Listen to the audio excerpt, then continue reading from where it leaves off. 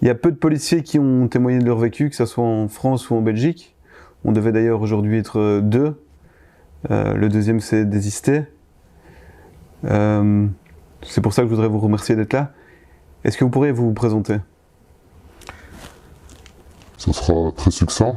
Donc agent des Hauts-de-France, donc agent de la force publique, policier dans le nord de la France. Ce qui est déjà pas bien, je vais commencer, c'est que vous n'avez pas de masque, moi j'en ai déjà un. Voilà. Vous êtes donc masqué, vous avez une cagoule.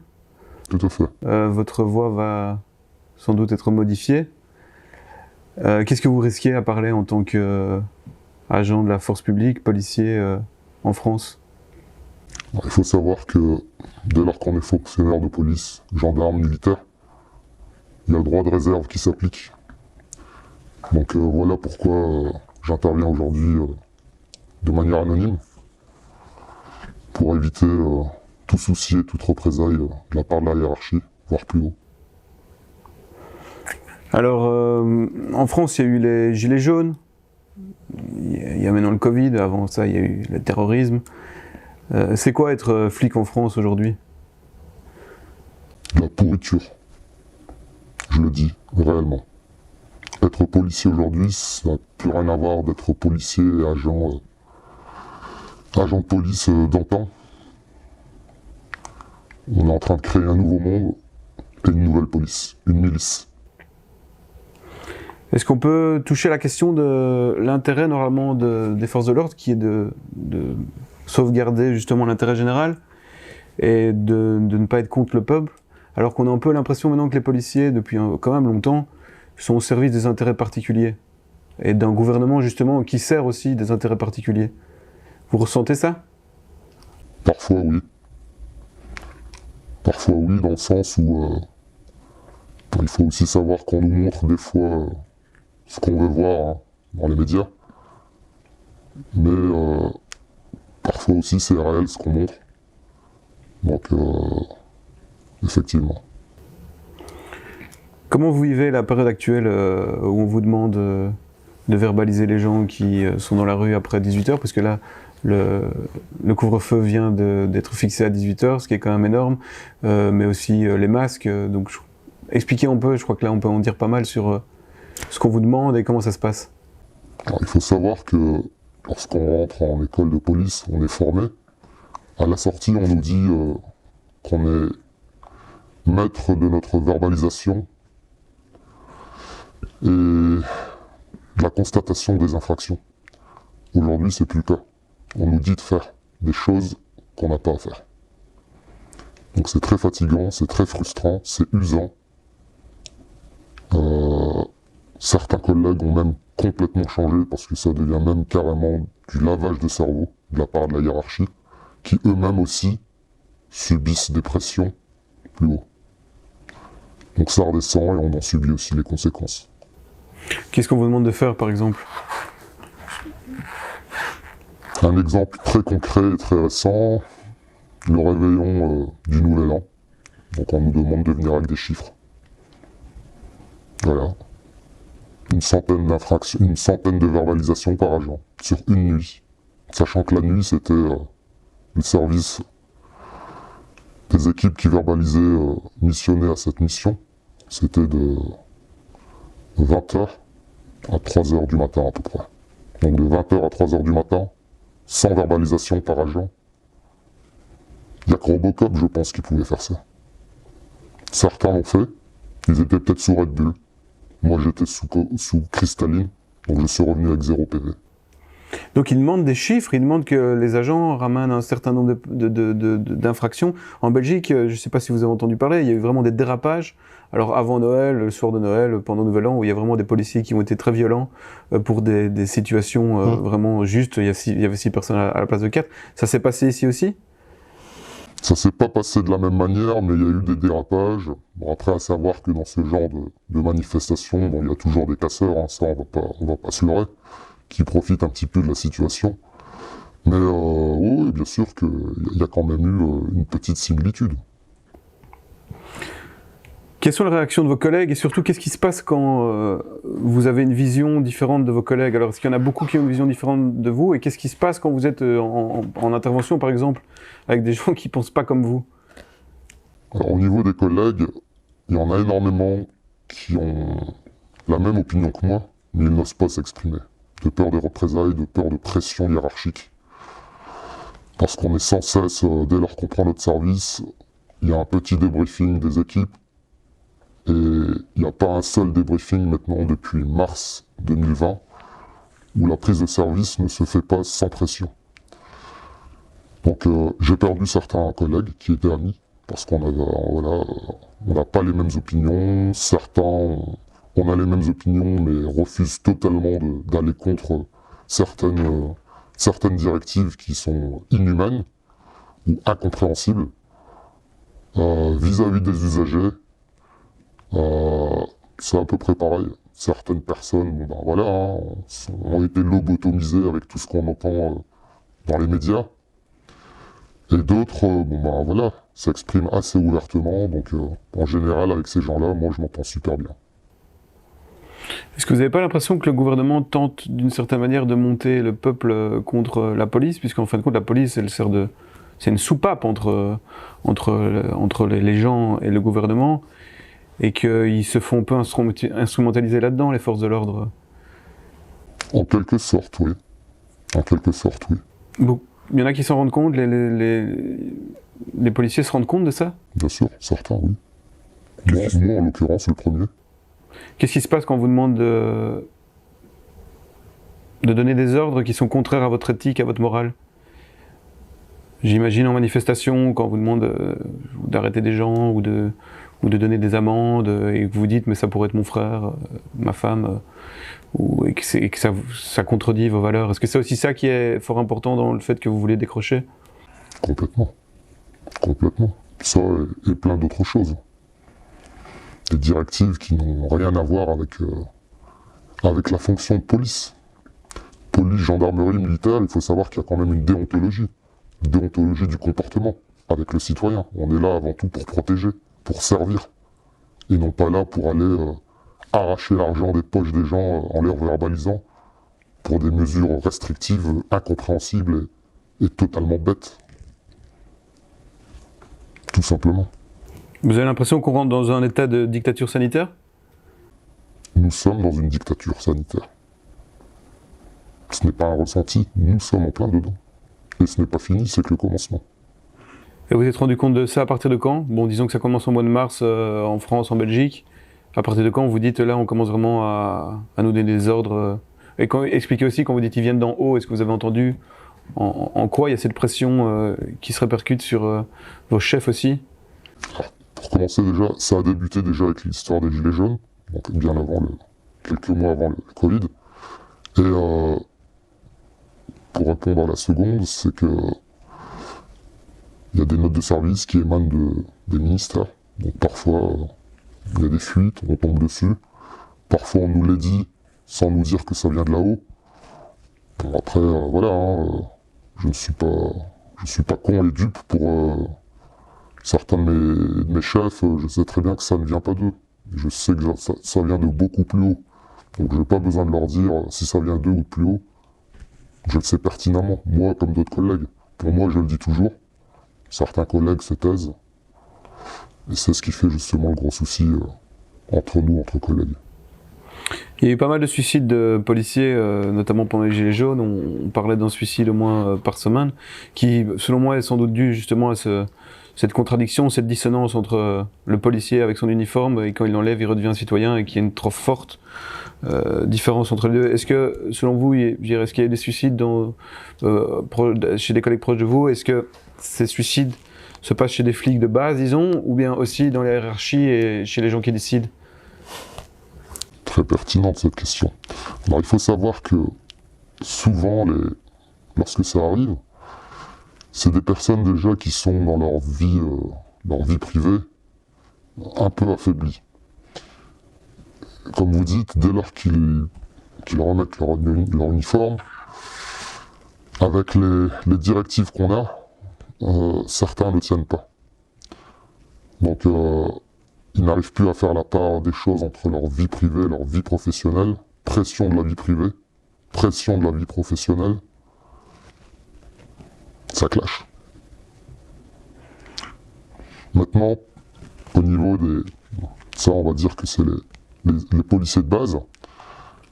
On l'affiche beaucoup plus facilement, que ce soit en interne ou dans les médias.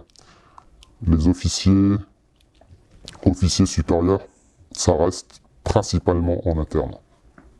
Pourquoi? Pour simplement ne pas trop ébruiter ce qui se passe au sein de notre institution.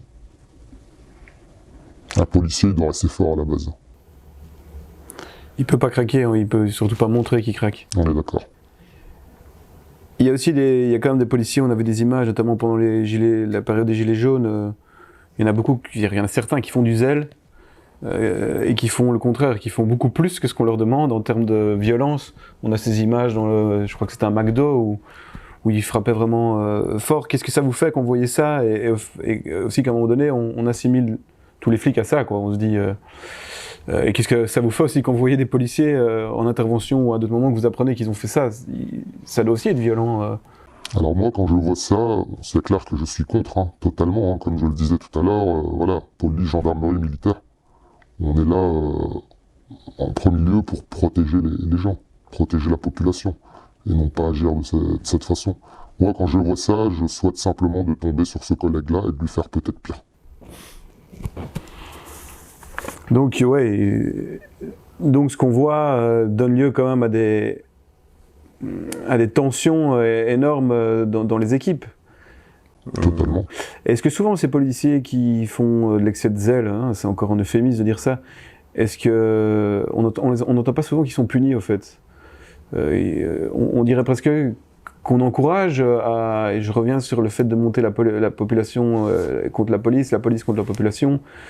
On dirait presque qu'en ne les punissant pas, on encourage à ce qu'ils continuent de tels actes.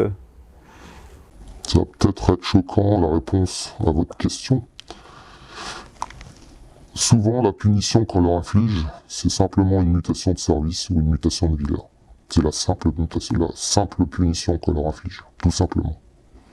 Et ça, c'est quelque chose aussi qui me rebute. Énormément de choses qui me rebutent. Est-ce que vous pensez qu'il y a de nombreux policiers qui ont de l'empathie vis-à-vis des gens qu'ils ont en face d'eux? J'imagine toujours, vous savez, ces manifestations, on a un cordon de policiers devant, ou avec des cagoules, et on les voit dans les yeux, et on essaie de ressentir, et on se dit, mais on est dans des combats communs, on a des femmes, des enfants qui font peut-être partie des services considérés comme non officiels, qui font partie des étudiants, qui se battent contre ce monde inique. Est-ce que vous en pensez qu'il y en a beaucoup qui se disent je peux plus, ou qui ont cette empathie, ou ça devient des robots? Ceux qui restent deviennent des robots ou... Alors je vais vous le dire, hein, franchement et sincèrement, souvent ceux qui sont en tête de ligne, ceux qui sont tout devant, c'est des robots. Et en général, ceux qui se mettent derrière, c'est ceux qui ont de l'empathie. Parce que ceux qui veulent se mettre au début, c'est comme ça que ça se passe, hein, lors de manifestations, lors d'émeutes. Voilà, on fait un plan d'action avant que ça commence, et chacun dit à l'autre, c'est moi qui passera devant, c'est moi qui me mettrai en première ligne, parce qu'il a envie de taper, il a envie de faire le robot, il a envie de faire le cow-boy.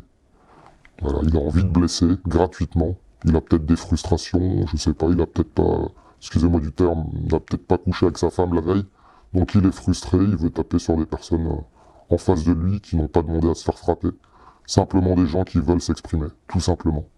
Donc moi, ça, c'est hors de question. Je me mettrai jamais devant. J'ai toujours été derrière. Et je me mettrai toujours derrière.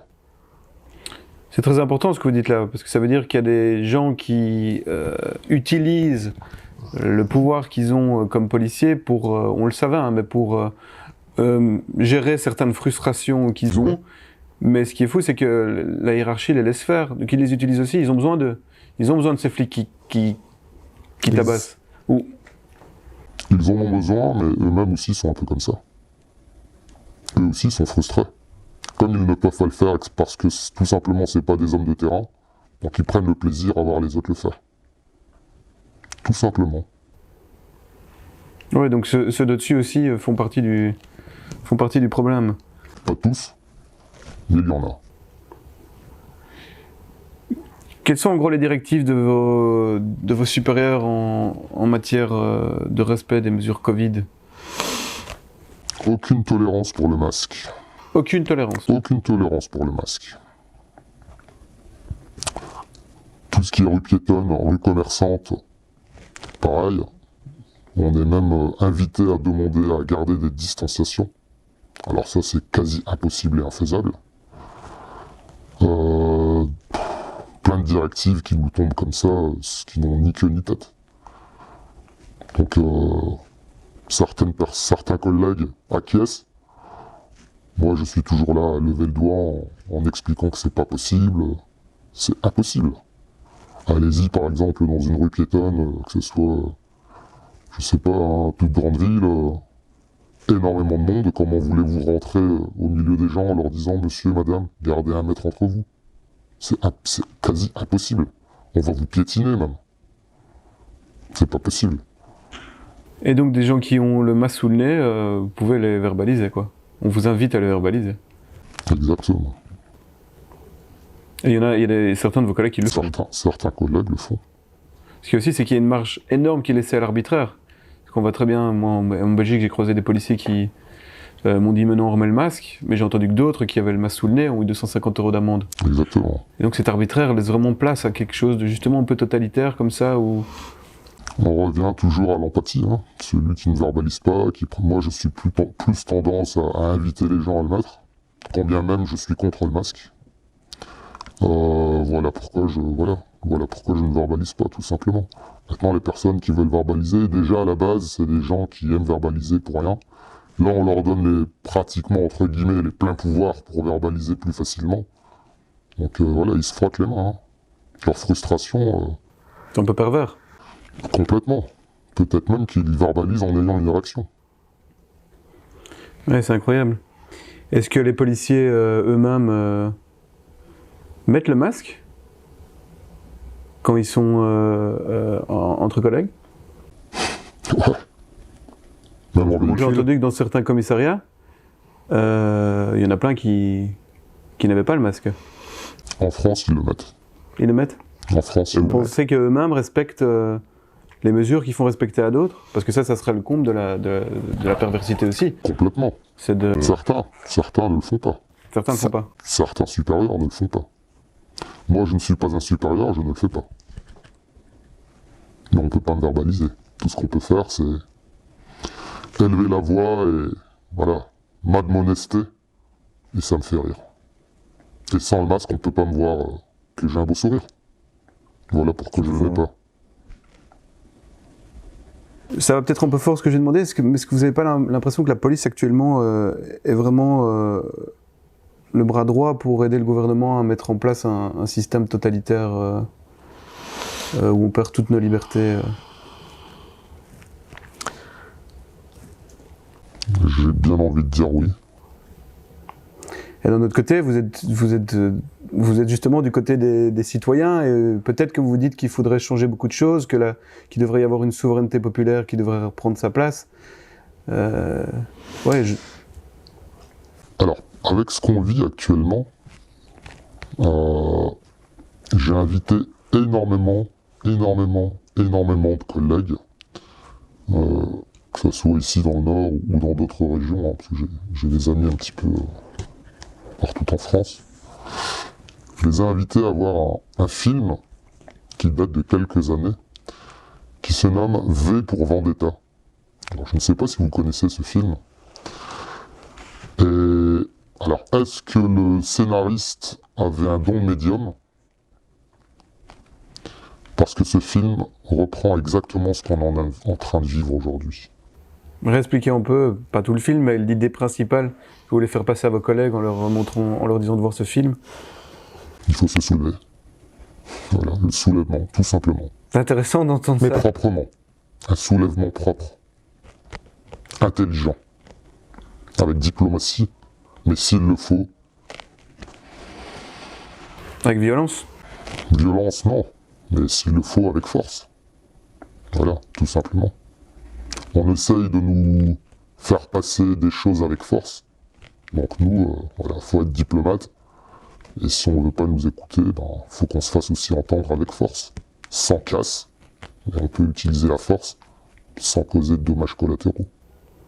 C'est intéressant d'entendre ça venant d'un policier, qu'il faut utiliser la force intelligemment. Mais en même temps, vous êtes entre guillemets jugé parti, puisque quand on veut utiliser la force, on a la police devant soi qui devient quand même de plus en plus violente, à qui on donne de plus en plus de droits aussi. Il faut le dire, hein, là j'ai lu en Belgique des textes de la Chambre où il disait que je ne sais pas s'il y a ça en France aussi, les forces de l'ordre devaient s'adapter à des nouvelles formes de contrôle social avec utilisation de drones, et donc ils vont de plus en plus serrer la vis. Mais en même temps, vous dites qu'il faut que le peuple doit arrêter d'être à genoux devant les tyrans, hein, c'est ce que disait la Boétie. C'est assez puissant d'entendre ça venant d'un policier. Peut-être que ça va redonner de l'espoir à certains jeunes qui commencent aussi, notamment dans des milieux plus défavorisés, à détester la police. Et je crois que c'est en train de se généraliser. Je reviens à l'idée qu'on a vraiment l'impression qu'on monte les uns contre les autres alors que vous devriez être, en fin de compte, à notre service. Pour terminer, j'ai envie de vous dire, est-ce que vous avez envie de réagir à ça, mais est-ce que vous avez aussi envie d'aborder des points qu'on n'aurait pas abordés, dire quelque chose et peut-être faire passer aussi un message à vos collègues ou à ceux qui ne vous écoutent pas ou ceux qui vous écoutent Alors ce que j'ai envie de dire exactement, je le dis aussi tout le temps, hein, ça aussi, c'est que il faut bien avoir dans sa conscience qu'il y a des bons et des mauvais partout. Donc ceux qui font un amalgame avec la police, que la police est une milice en général, non. Par contre,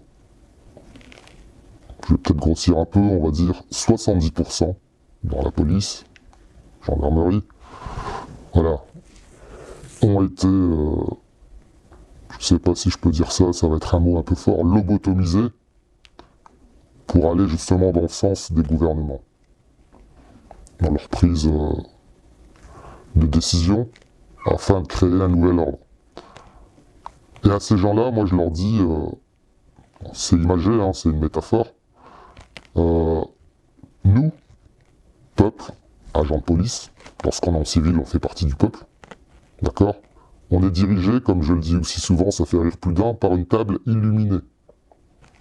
Ça veut dire ce que ça veut dire, d'accord? Cette table illuminée, nous sommes en dessous. Ils sont en train de jouer au poker avec nous. Il suffit simplement de se lever, la table se renverse. Je parlais de ce genre de ce soulèvement. Voilà. Se soulever proprement, sans frapper, sans donner de coups, et essayer justement à faire comprendre aux policiers qui ont un voile devant les yeux dans leur façon d'agir que derrière ce voile, il y a des humains. Il y a de la chair, il y a du sang, il y a des enfants, il y a des femmes, il y a des familles. Eux-mêmes ont leur famille. Mais malheureusement, on les a tellement endoctrinés que dès lors qu'ils mettent leur uniforme, qui lui est le voile, ils oublient qui ils sont. Tout simplement. J'ai encore envie de demander une question par rapport à la gauche qui a parfois qualifié la police de chien de garde du capital. Quand c'est bon, rappelons quand même que Macron, c'est les Rothschild. En Belgique aussi, beaucoup de ministres sont liés quand même à des familles assez fortunées, ou en tout cas viennent du milieu riche. Qu'est-ce que vous répondez à ça? Qu'est-ce que vous dites? Je ne veux pas trop me prononcer sur ça parce que voilà, je pense que c'est pas un sujet. C'est clair que je suis contre ça aussi, hein, ça c'est sûr à certains. Mais mis à part ça, sans commentaire. Je pense que ça répond à votre question. Sans commentaire.